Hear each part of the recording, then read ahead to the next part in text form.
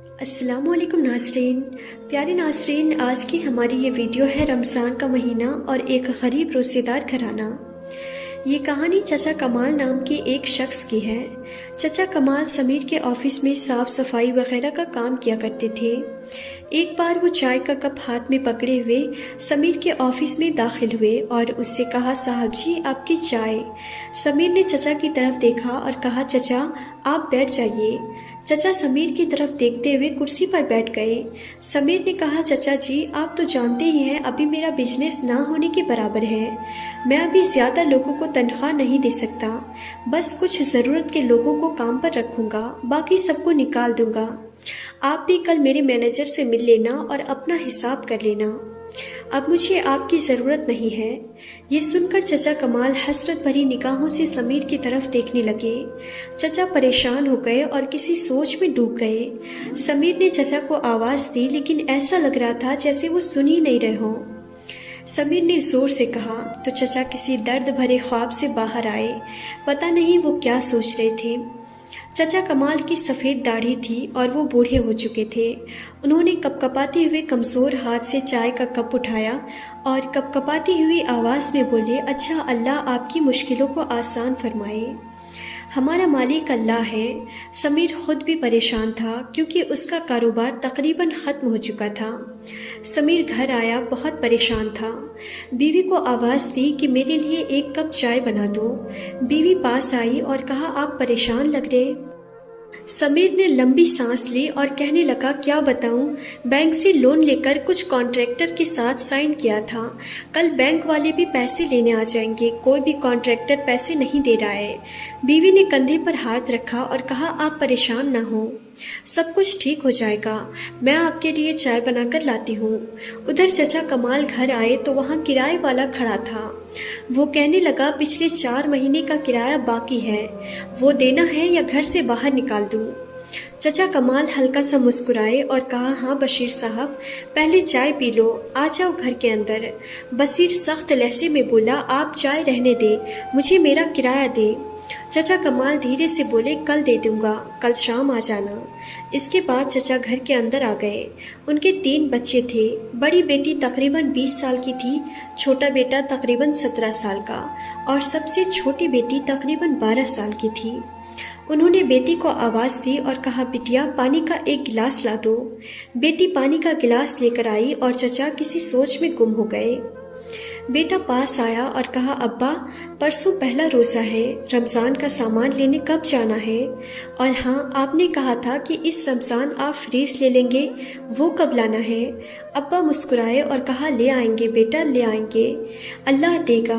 मगरिब की अज़ान होने लगी, सब वज़ू करने लगे और नमाज अदा की। दूसरे दिन चचा की बीवी बोली, अजी सुनते हैं, क्या आज आपने काम पर नहीं जाना? टाइम देखिए 9 बज चुके हैं।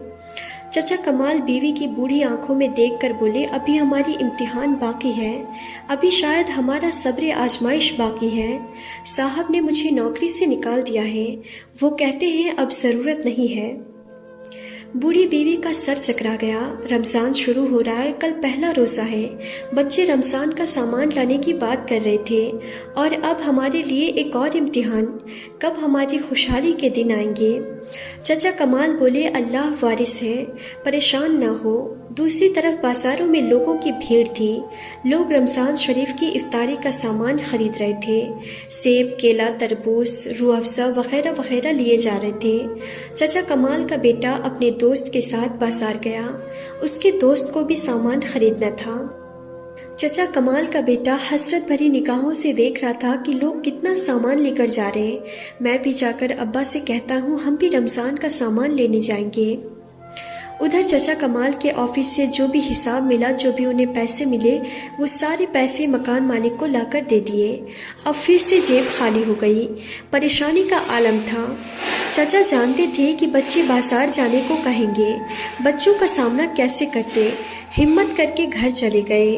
बेटा देखकर बोला, अब्बा आप ही ने ये सामान की लिस्ट लिखकर दी थी, चलो हम भी सामान लेकर आते हैं।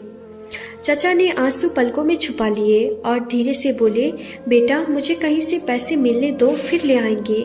बेटा बोला, अब्बा वो हमारे हमसाई का बेटा है ना, वो पूरे 5,000 का सामान लेकर आया है। अब्बा चुप हो गए। आज पहला रोज़ा था। सहरी में खाने के लिए क्या था? वही रात का बना हुआ खाना। चाय बनाने के लिए दूध तक नहीं था। खाने के लिए दही, रात की बची हुई सब्जी सबने गरम करके सहरी कर ली और इबादत करने लग गए। दिन गुजरा और अफ्तारी का वक्त होने लगा। बड़ी बेटी ने दाल चावल बनाई और अपनी छोटी बहन से कहा, जाओ पड़ोसी के घर से बर्फ़ मांग लाओ। छोटी बेटी ने एक घर का दरवाज़ा खटखटाया तो एक औरत ने दरवाज़ा खोला और कहा, हाँ क्या बात है? छोटी बेटी ने कहा, आंटी मेरी अम्मी कह रही है थोड़ा सा बर्फ़ दे दो। वो औरत मुंह बनाकर बोली, कोई बर्फ़ नहीं है, हर रमज़ान तुम लोग आ जाते हो, हम लोगों ने तुम्हारा ठेका नहीं ले रखा है। वो बच्ची खामोश हो गई और वापस अपने घर आने लगी तो वो औरत बोली, रुक जा, आज ले जा फिर मत आना। वो बच्ची घर आई और अपनी बड़ी बहन को बर्फ़ दिया और कहा, आंटी ने बहुत बातें की, कल से मैं बर्फ़ लाने नहीं जाऊंगी। बड़ी बहन बात समझ गई, वो खामोश हो गई। सब इफ्तारी के लिए बैठ गए। पानी और चंद खजूरें दस्तरखान पर थी। अजान हुई तो सब लोग इफ्तारी करने लगे। छोटी बेटी बोली, अब्बा जिनके घर में बर्फ़ लेने गई थी ना, वो सेब वाला जूस बना रहे थे। उन्होंने बहुत सारे फ्रूट काटे हुए थे। वो नारियल वाला मीठा पानी होता है ना, वो भी बना रहे थे। अब्बा हमको भी ला कर दो। चचा कमाल ने सर पर हाथ फेरा और कहा, मेरी बेटी अल्लाह हमको भी देगा। तो उतने में बेटा कहने लगा, अब्बा मैं कल से मस्जिद में इफ्तारी किया करूँगा, वहाँ के लोग बहुत सारा सामान देते हैं। तो माँ ने धीरे से कहा, कोई ज़रूरत नहीं है, घर पर ही इफ्तारी करो। देखते देखते 10 रोज़े गुजर गए। बच्चे रोज़ाना पकोड़े, समोसे या फल फ्रूट का कहते, अब्बा हर रोज़ टाल देता। बेटा जिद करने लगा कि अब्बा रोज़ाना गर्म पानी से इफ्तारी करते हैं, कुछ भी नहीं है घर में, हमको आज सेब केले ला कर दो। चचा कमाल मुस्कुराने लगे और कहा, अच्छा मैं बाज़ार जाता हूँ और लेकर आता हूँ। चचा कमाल बाज़ार गए। उनके पास सिर्फ 30 रुपए थे। उन्होंने एक फल वाले से पूछा, ये सेब कितने के हैं? उन्होंने बताया, ये वाले 300 के और ये वाले 350 के। हर चीज़ का रेट बहुत ज़्यादा था। चचा खामोश हो गए, फिर बोले, ये लो 30 रुपये, इनके जितने सेब आते हैं मुझे दे दो। दुकानदार हंसने लगा और बोला, चचा 30 रुपये में तो बस एक ही सेब आएगा। इत्तेफाक से समीर जिसके ऑफिस में चचा काम किया करते थे, वो भी फल खरीदने आया हुआ था। वो अपनी गाड़ी में बैठा था कि इतने में उसकी नज़र चचा कमाल पर पड़ी। चचा कमाल दुकान वाले से बोले, वो जो नीचे वाली टोकरी में सेब केला पड़ा है वो मुझे दे दो। दुकानदार बोला, चचा वो मैं अपनी बकरियों को देता हूँ, ख़राब फल है। चचा कमाल बोले, ये लो 30 रुपये रख लो और वो मुझे दे दो। मेरे बच्चों ने आज 10 रोज़े गुजर गए हैं, एक दिन भी उन्होंने फ्रूट नहीं खाया है। एक खजूर से इफ्तारी करते हैं, अल्लाह तुम्हारा भला करेगा। इस बात को सुनते ही दुकान वाले को तरस आ गया।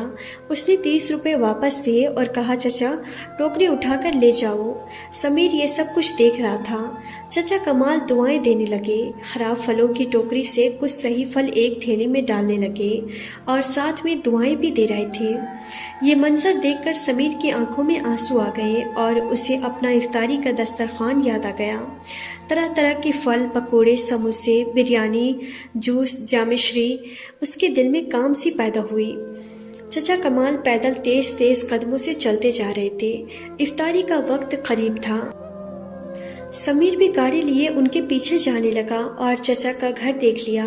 फिर जल्दी से बाजार आया और ज़रूरत का सामान लिया और अपनी कार चचा कमाल के घर के सामने लगा दी और दरवाजे पर दस्तक दी।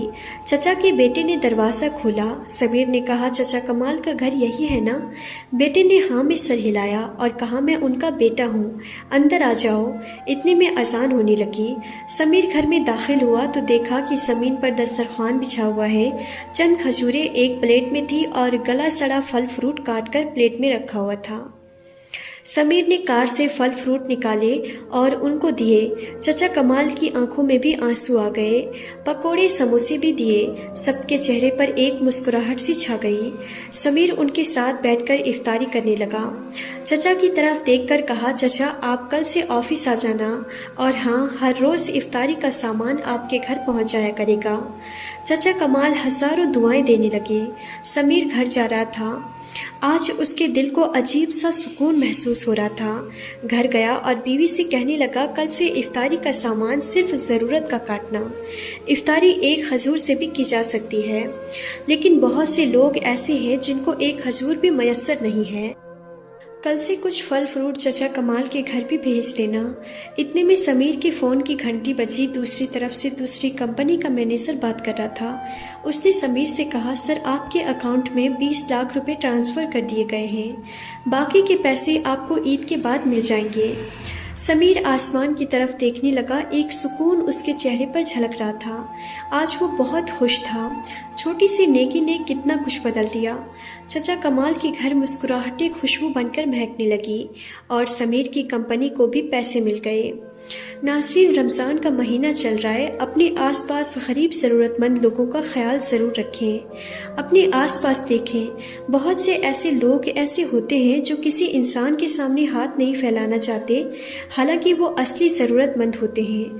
तो ऐसे लोगों को भी आप ज़रूर मदद किया करें। ये वीडियो आपको कैसी लगी कमेंट बॉक्स में ज़रूर बताइएगा।